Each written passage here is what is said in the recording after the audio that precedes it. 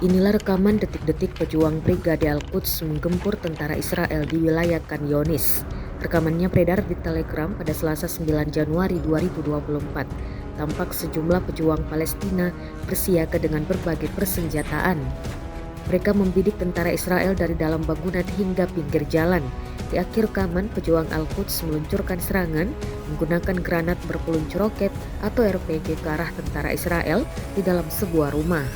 Dalam keterangan unggahan disebutkan ini adalah adegan dari para pejuang Al-Quds yang menargetkan pasukan Zionis yang dibarikade di sebuah rumah di Poros Kemajuan di Khan Younis. Kelompok tersebut tampak dipersenjatai dengan senapan serbu berpola KM hingga peluncur RPG-7 dengan roket termobarik.